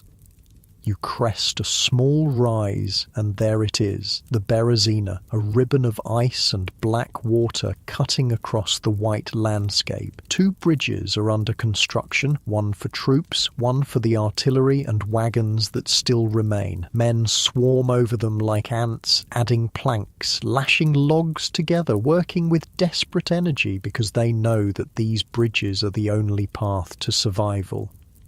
Around the bridges, a vast, chaotic encampment spreads out, soldiers from every regiment of the Grande Armée mixed together without regard for unit integrity or chain of command. Campfires dot the area, their smoke rising in thin columns that are quickly dispersed by the wind. Makeshift shelters have been constructed from whatever materials came to hand. Broken wagons, tree branches, even the frozen carcasses of horses arranged to create windbreaks. You lead your men down to this scene of desperate industry, searching for General Eblé as ordered. You find him near the bridges, a tall, imposing figure despite his age, directing the work with the precision of a master engineer. "General," you say, approaching and saluting. "Sergeant Dupont, 45th Line, reporting with 27 men as ordered by Captain Renault." Eblé returns your salute absently, his attention on the bridge construction. "The 45th? I thought they were wiped out at Krasnoy." "Nearly, sir. We were detached for flank protection and avoided the main action." The general nods, finally focusing on you and your ragged band. "Your men look half dead, Sergeant." "They are strong enough to do their duty, sir." A ghost of a smile touches Eblé's weathered face. "Well said. Very well. Take your men to the eastern perimeter. Major Gérard is organising the defence there. The Russians will hit us from that direction when they realise what we're doing." You salute again and lead your men to the eastern edge of the encampment, where you find Major Gérard, a young officer with an old man's eyes, positioning what troops he can muster to form a defensive line. "The 45th, he says when you report to him. "I served with your colonel at Wagram, a good man." "Yes, sir. He fell at Borodino, as did so many." The major gestures to a section of the perimeter. "Take position there. We expect Cossacks first, then regular infantry if Tushkov gets his corps here in time. Hold as long as you can. The bridges should be ready by dawn." You position your men as ordered, using fallen trees and snowdrifts to create a semblance of defensive works. There's little enough to work with, and your men are on their last reserves of strength, but they dig and build without complaint. They understand the stakes as well as you do.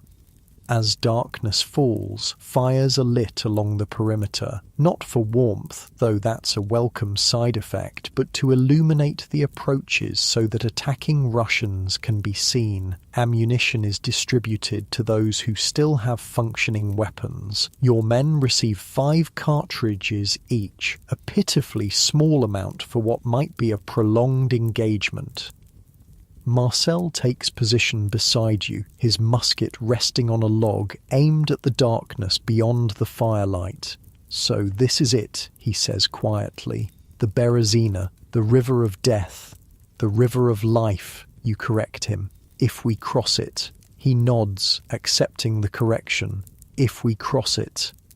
The night deepens, and with it comes the waiting, that terrible nerve-wracking period before battle when imagination conjures 1,000 horrors, when every shadow seems to hold an enemy, when every sound might herald the beginning of the end. But you are a veteran of a dozen battles, a sergeant of the Grande Armée. You've faced Austrian grenadiers, Prussian cavalry, Russian artillery. You've stood your ground when others fled, held the line when all seemed lost. You've survived when thousands died. And tomorrow you will cross the Berezina, or you will die trying. There is no third option, no middle ground. It is as simple and as terrifying as that. Your eyes scan the darkness beyond the firelight, searching for movement, for threats, for the enemy that you know is out there, drawing closer with each passing hour. Your hands check your musket for the 100th time, ensuring that the flint is sharp, the priming pan filled with dry powder, the weapon ready to speak its deadly language when called upon.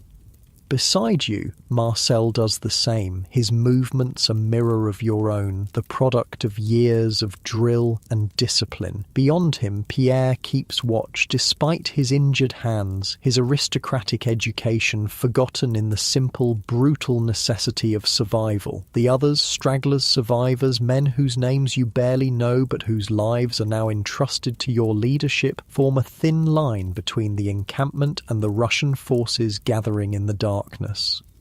You are the Grande Armée now, not the magnificent force that crossed the Niemen with banners flying and eagles gleaming in the summer sun, but the battered, starving remnant that still calls itself soldiers of France. You have marched across Europe, fought battles that will echo through history, endured what no army should have to endure. And tomorrow you will cross the Berezina, or you will die in its frozen waters, adding your bones to the thousands already marking the long retreat from Moscow. Either way, your march is not yet done. The night is long and dawn is still hours away. Dawn breaks over the Berezina, painting the snow with pale gold light. Your eyes burn from lack of sleep, your muscles ache from tension and cold, but you're still alive. You're still here. The night passed without the expected Russian attack, though Cossack scouts were spotted and driven off by alert pickets. Perhaps the enemy is still gathering their strength. Perhaps they don't yet realise that Napoleon has outfoxed them, building bridges where they didn't expect. Whatever the reason, the reprieve is welcome. The bridges, 2 narrow, rickety structures spanning the half-frozen river, are nearly complete. Already, the first units are crossing, moving with as much discipline as their exhausted state allows. "We'll cross today," you tell Marcel as you stamp your feet, trying to restore circulation to your frost-numbed toes. "We'll cross, and then..." The rest of your sentence is drowned out by the sudden boom of artillery, Russian guns opening fire from the east where the forest meets the open ground. The first rounds fall short, throwing up geysers of snow and mud, but the Russian gunners are finding their range. "Form up!" you shout to your men, who scramble to their feet, grabbing weapons, shedding the blankets they've wrapped themselves in during the night watch. "Prepare to repel infantry!" Where there's artillery, infantry is sure to follow. The Russians will attempt to seize or destroy the bridges, trapping the remainder of the Grande Armée on this side of the river. Major Gérard gallops along the line, his horse, one of the few still alive, looking as gaunt and desperate as its rider. "Hold this position as long as possible," he shouts. The Emperor himself is directing the crossing. Every minute you buy is another 100 men saved. Your men take positions behind the crude defences you constructed yesterday. Logs, broken wagons, mounds of frozen earth, 27 men to hold back what might be thousands of Russians. The odds are impossible, but you faced impossible odds before. A glance over your shoulder shows the chaotic scene at the bridges, a mass of humanity pushing forward, desperate to cross. Soldiers, camp followers, wounded men on improvised stretchers, all funneling toward the narrow wooden structures that represent their only hope of survival. "Look there!" Marcel says, pointing to a small group crossing the near bridge. "The Imperial Guard! And there, in the middle!" You follow his gaze and catch a glimpse of a familiar figure in a grey coat and bicorn hat. Napoleon, the Emperor himself, crossing with his elite troops, ensuring his own escape. A complex mixture of emotions washes over you. Loyalty, betrayal, understanding, bitterness. The Emperor must survive. Without him, France is lost, yet seeing him leave while thousands of his men are still trapped on this side of the river stirs something dark in your soul. No time to dwell on it. The Russian infantry appears at the forest edge, advancing in good order, their bayonets gleaming in the morning light. Not Cossacks, but regular troops, well-equipped, well-fed, determined to crush what remains of the once mighty Grande Armée. "Hold your fire!" you order as your men raise their muskets. "Wait until they're within 50 paces. Make every shot count." The Russians advance steadily, their officers visible on horseback behind the lines, their drums beating a marching cadence that carries across the snow. 500 men, perhaps more, against your 27. Your mouth is dry, your heart hammering against your ribs. Despite everything you've seen, everything you've survived, fear still finds you in moments like this. Not fear of death, you've made your peace with that long ago, but fear of failure, fear of letting down the men who trust you to lead them.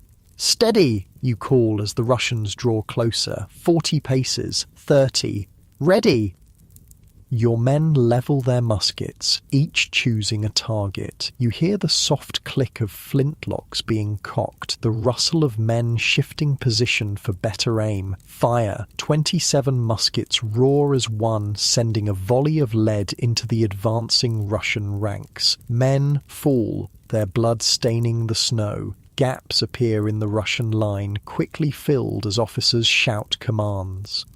"Reload," you order, your own hands already moving through the familiar drill. Powder, ball, ramrod. Your men do the same, working as quickly as their cold, numbed fingers allow. But the Russians are closing fast, and not all of your men will be reloaded in time. "Fire at will," you shout. "Make ready with bayonets." Muskets crack individually now as men complete their reloading. More Russians fall, but they keep coming, their superior numbers allowing them to absorb losses that would shatter a smaller unit.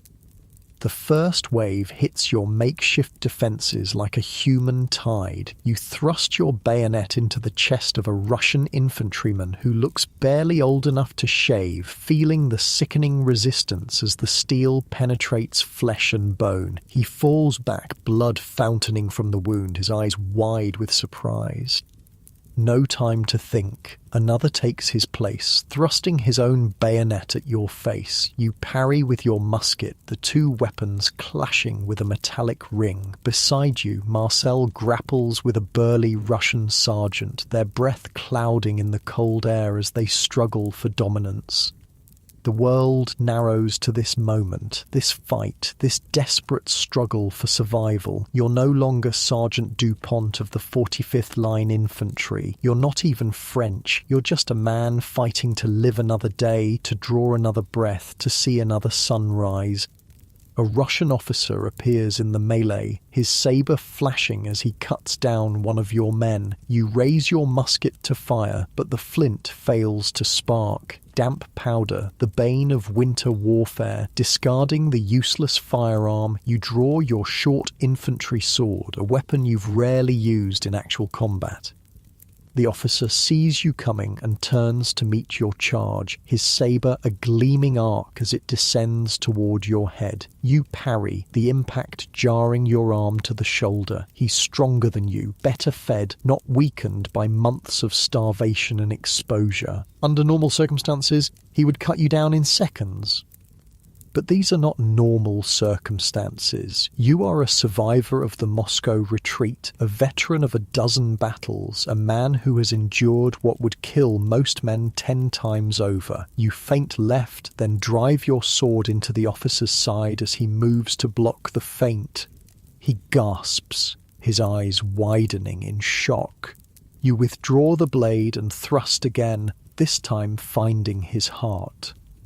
As he falls, you become aware that the fighting around you has changed. The Russians are withdrawing, falling back toward the forest edge, not retreating completely, but regrouping for another assault. You use the brief respite to assess your situation. Of your 27 men, only 16 remain standing. The rest lie dead or wounded among the fallen Russians. Marcel is still with you, bleeding from a cut on his forehead, but otherwise intact. Pierre is down, a bayonet wound in his thigh, but still conscious, applying pressure to the injury. "They'll come again," Marcel says, wiping blood from his eyes. "And we won't stop them a second time." You nod, knowing he's right. You've bought minutes, not hours. The next Russian assault will overwhelm your position. Major Gerard appears again, his horse lathered despite the cold. "Fall back to the bridges," he orders. "Take your wounded. Your men have done their duty." You organise the withdrawal, assigning men to help the wounded. Pierre insists he can walk with assistance, leaning on Marcel's shoulder. Others are not so fortunate, requiring makeshift stretchers or the support of 2 comrades.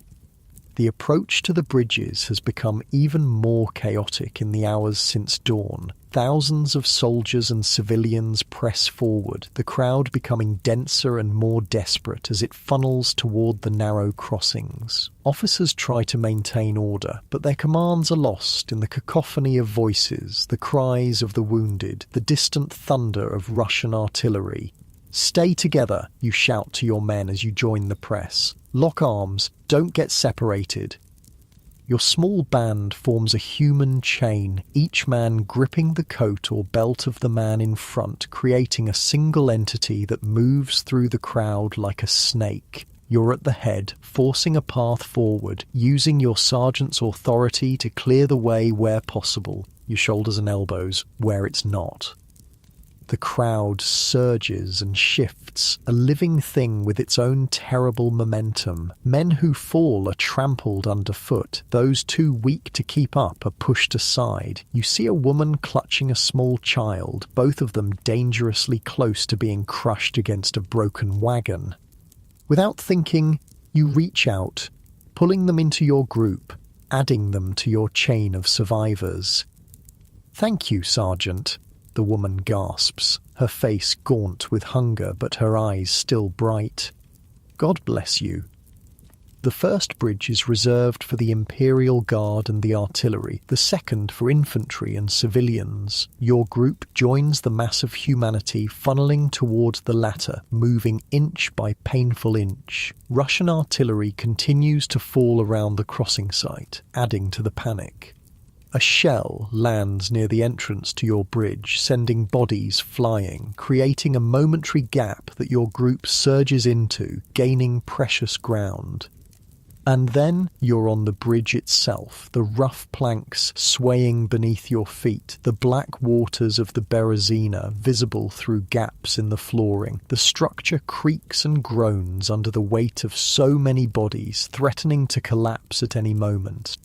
Halfway across, disaster strikes. A Russian shell scores a direct hit on the bridge some 20 meters ahead of you. Planks splinter, ropes snap, and a section of the bridge collapses, sending dozens of screaming men and women into the freezing river below. The crowd recoils from the gap, pressing back against those behind, creating a crush in which breathing becomes difficult. Men at the edges are forced over the side, their cries cut short as they hit the water.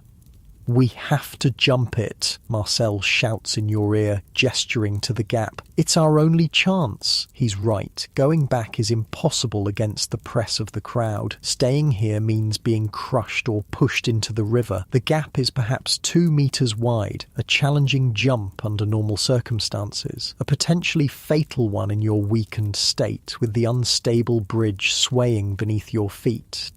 "Those who can jump, prepare to jump," you order. "The rest will find a way to get you across." You go first, backing up as much as the crowd allows, then sprinting forward, launching yourself across the gap. For a heart-stopping moment, you're airborne, the dark water rushing below. Then your feet hit the planks on the other side, the impact sending pain shooting through your legs. You stumble but stay upright, turning immediately to help others. Marcel follows, making the jump with apparent ease despite his exhaustion. Then comes Francois, who barely clears the gap, his feet landing on the very edge of the planks. You grab his coat, hauling him to safety, but others in your group can't make the jump. The wounded, the woman with her child, those too weak from hunger and cold. They're trapped on the far side of the gap, with the crowd pressing in behind them, pushing them ever closer to the edge. Desperation breeds inspiration. You find a broken wagon shaft, long enough to span the gap. With Marcel's help, you position it across the chasm, creating a narrow, precarious bridge. "One at a time," you shout. "Crawl across, don't stand." Pierre goes first, dragging his wounded leg, moving inch by inch across the makeshift span. He makes it, collapsing on the far side, his face grey with pain and effort. The woman follows, her child clinging to her back. The shaft bends alarmingly under their weight, but holds. More of your wounded make the crossing, each success a small miracle. The last man is halfway across when disaster strikes again. The shaft, weakened by the weight of those who've already crossed, cracks with a sound like a musket shot. The man lunges forward desperately, his hands grasping the edge of the planks as the shaft falls away beneath him.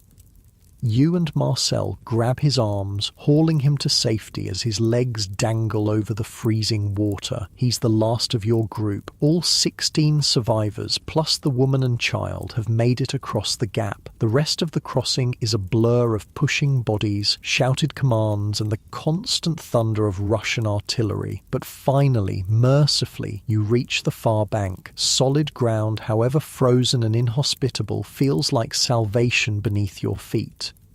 Your group collapses in the snow, gasping for breath, hardly able to believe you've survived. The woman you rescued begins to weep silently, clutching her child to her chest. The boy, no more than 4 or 5 years old, stares at you with solemn eyes that have seen too much for his tender age. "Thank you, Sergeant," the woman says again between sobs. "My husband was with the 24th Light Infantry. He fell at Borodino. I thought we were going to join him today."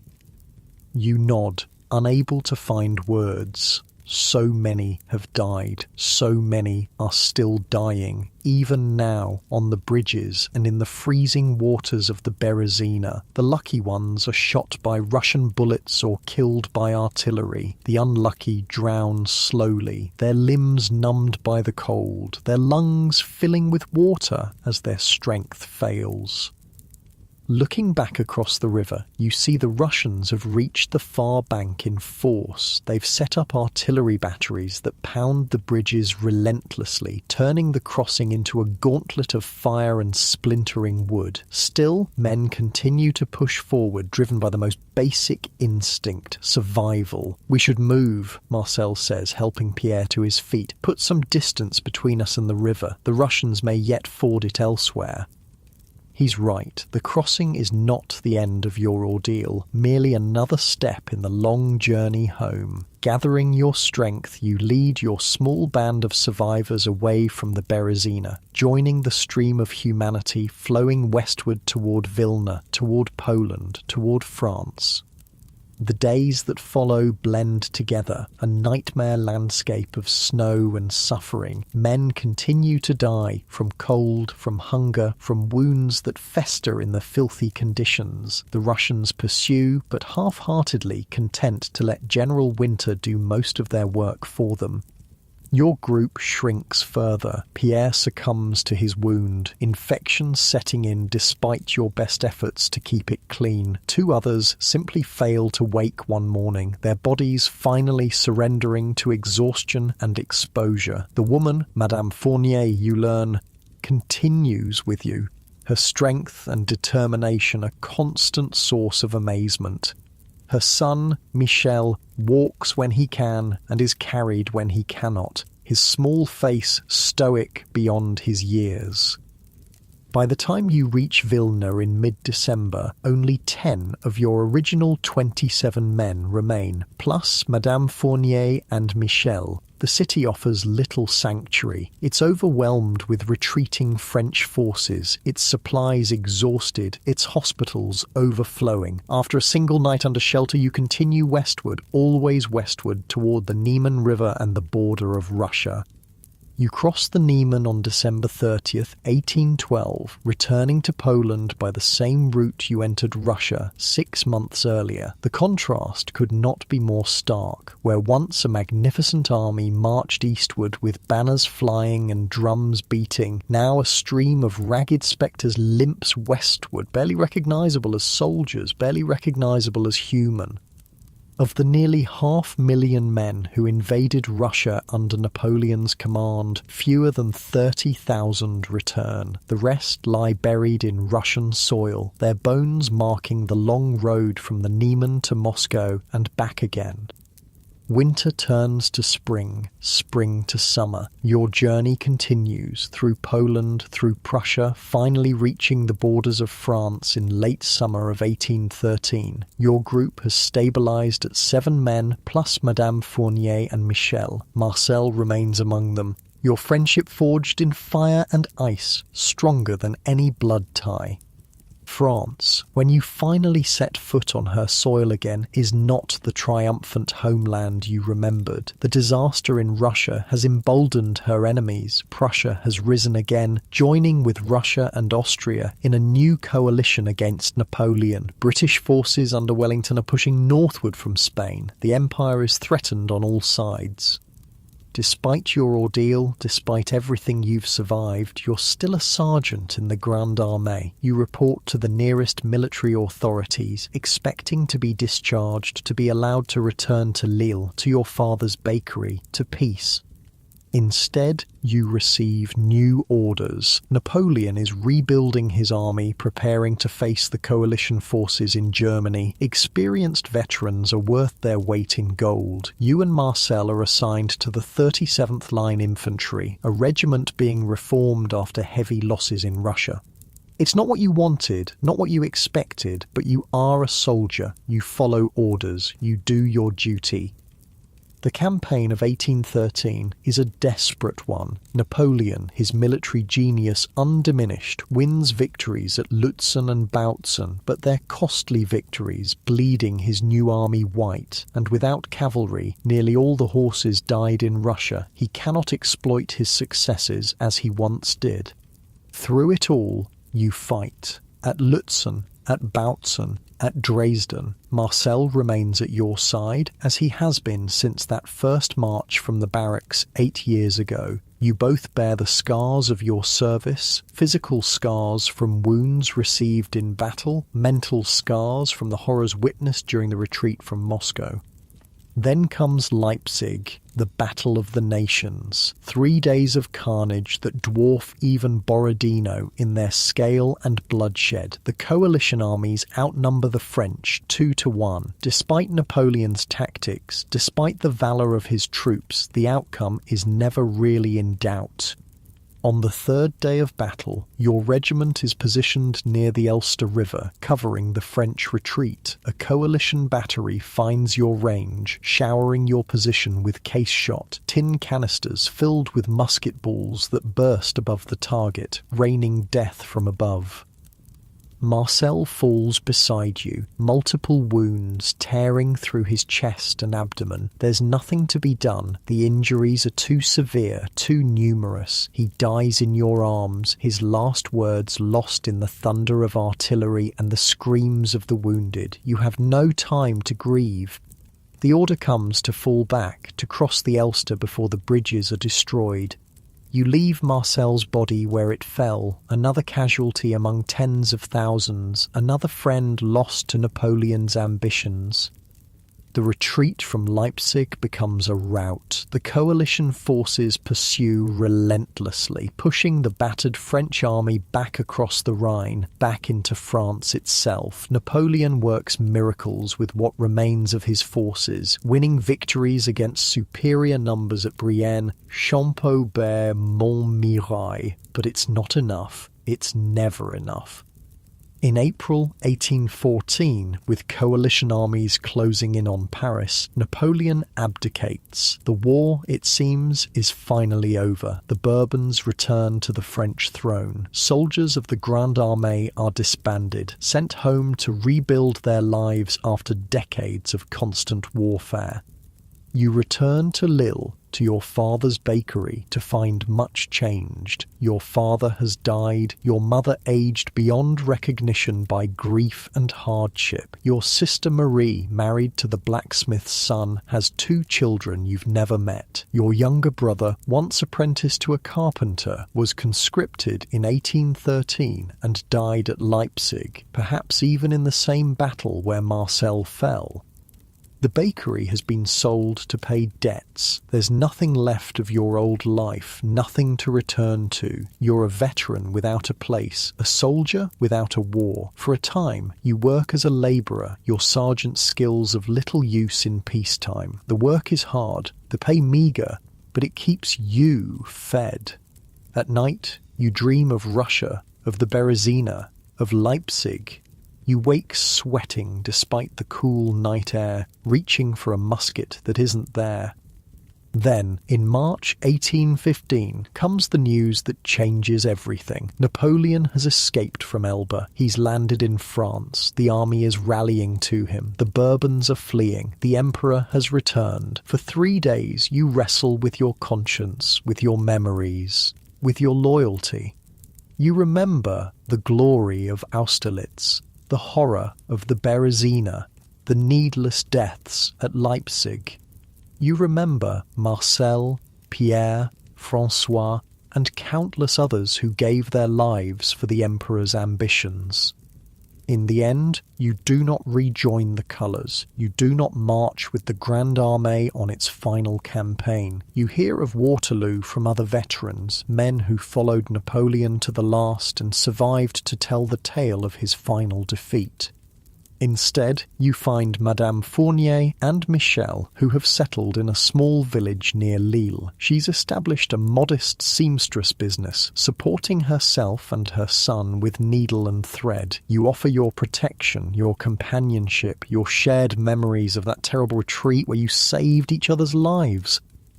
In time, it becomes more. In 1816, you marry. In 1817, you open a small bakery with money saved from your labours. You teach Michel the trade, just as your father taught you. He grows into a fine young man, strong and steady, without the haunted look that you sometimes see in your own eyes when you glance in a mirror.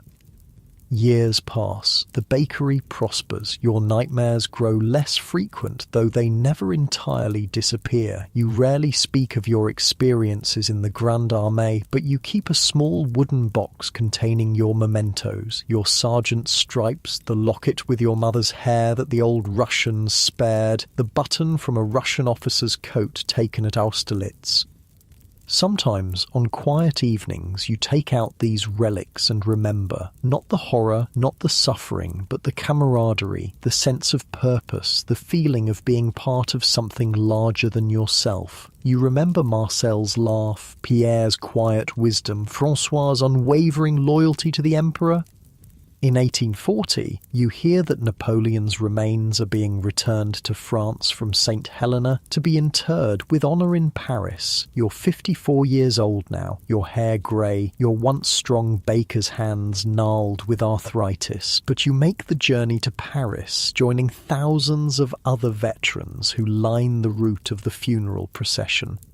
As the coffin passes, borne on a magnificent catafalque, you stand at attention and salute, not the returned emperor, but the memory of what you once were, what you all were, the Grande Armée, the soldiers who marched across Europe, who fought at Austerlitz and Jena, at Eylau and Friedland, at Wagram and Borodino. The men who froze and starved and died along the retreat from Moscow. A young boy in the crowd tugs at your sleeve. Were you really one of Napoleon's soldiers, monsieur? You look down at him, seeing something of Michel at that age, something of yourself before war claimed your youth. Yes, you reply simply, I was a sergeant in the 45th Line Infantry. Did you win great victories? Did you kill many enemies? You think of all the answers you could give, the battles won and lost, the men killed by your hand, the suffering endured. But in the end, you simply say, I survived, petite, I survived. And that, perhaps, is the greatest victory of all. That night, in your small room at a modest inn, you dream not of Russia, or the Berezina, or Leipzig. You dream of a summer morning in Prussia, the wheat fields golden in the sun, a warm breeze carrying the scent of ripening grain. Marcel is there, and Pierre, and all the others, whole and young and alive. You're marching together, not to battle, but simply forward, always forward, toward a horizon bright with promise. You wake with tears on your cheeks, but a strange peace in your heart. The past is past, the dead are gone, but in memory, in dreams, the Grande Armée still marches, banners flying, eagles gleaming, drums beating the cadence of history. Sergeant Jean Dupont, baker's son from Lille, veteran of Napoleon's Grande Armée, survivor of the retreat from Moscow. Your story is just one among thousands, your experiences just one thread in the vast tapestry of those tumultuous years. But it is your story, your thread, your life, shaped by forces beyond your control, yet ultimately determined by your own courage, your own resilience, your own humanity. You lived in extraordinary times. You saw the rise and fall of empires, the making and unmaking of nations. You marched with the greatest army of your age, served the most brilliant general of his era. You endured what few men could endure and survived what few men could survive. And in the end, you found your way home, not to the home you left, for that was gone forever, but to a new home, a new life built with the same strength and determination that carried you through the frozen wastes of Russia and across the treacherous waters of the Berezina. As you drift back to sleep, your last thought is not of war, but of peace. The simple pleasure of kneading dough, the warmth of the ovens, the smell of fresh bread. The baker's son returned to his true calling at last. Sleep well, Sergeant Dupont, you've earned your rest.